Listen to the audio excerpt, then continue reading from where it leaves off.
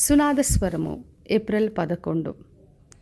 దేవుడు మన పక్షంన నుండగా మనకు విరోధి ఎవడు?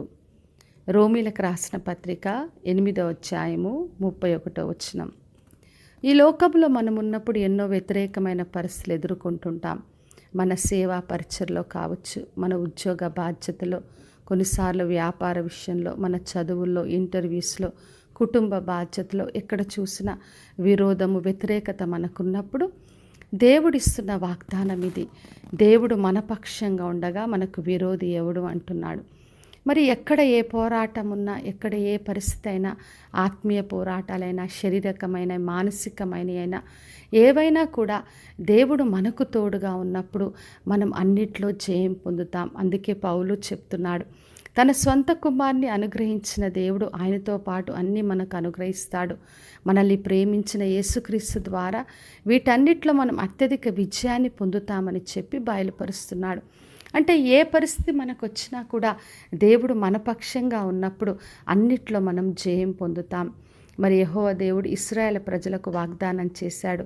మరి వాళ్ళని వాగ్దాన దేశంలోకి పంపించేటప్పుడు చెప్పాడు, నా మాట వినండి, అప్పుడు మీ శత్రువులకు నేను శత్రువునవుతాను, మీ విరోధికి నేను విరోధిగా ఉంటానని చెప్పాడు.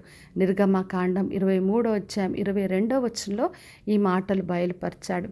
ఎప్పుడైతే మనము దేవుడు చెప్తున్న మాటలు వింటూ మనం ఆయన అనుసరిస్తామో అప్పుడు ఏ వ్యతిరేకత అయినా, ఏ శత్రువులు వచ్చినా దేవుడు మనకు విరోధంగా వచ్చే వారికి ఆయన విరోధిగా ఉండి, మన శత్రువులకు ఆయన శత్రువుగా ఉండి మనల్ని అన్ని విషయాల్లో సంరక్షించి కాపాడే దేవుడు. అందుకే ఇశ్రాయేలు ప్రజలతో ఆయన ఉండి అడుగడుగున వారికి విజయం ఇస్తూ కాపాడుతూ నడిపించాడు. మరి యెషయా గ్రంథం 54వ అధ్యాయం 17వ వచనం రాయబడింది, నీకు వ్యతిరేకంగా రూపింపబడిన ఈ ఆయుధంను వర్ధిల్లదు అని. అంటే వ్యతిరేకంగా ఎన్నో చేయాలని ప్రయత్నం చేసినప్పటికీ కూడా మరి దేవుడు ఏది కూడా వర్ధిల్లకుండా మనకు తోడుగా ఉండి సహాయం చేసే దేవుడు. కాబట్టి నా ప్రియ సహోదరి సహోదర, ఎక్కడ విరోధమైన ఏ వ్యతిరేక పరిస్థితులైనా అధైర్యపడొద్దు.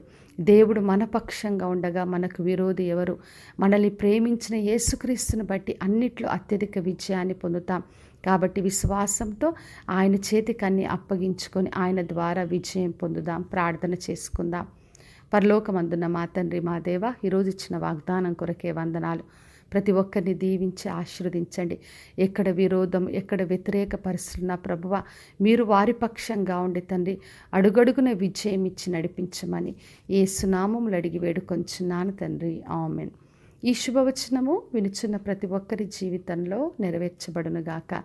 నేను మీ ప్రియ సహోదరి మంజులాచరణ్.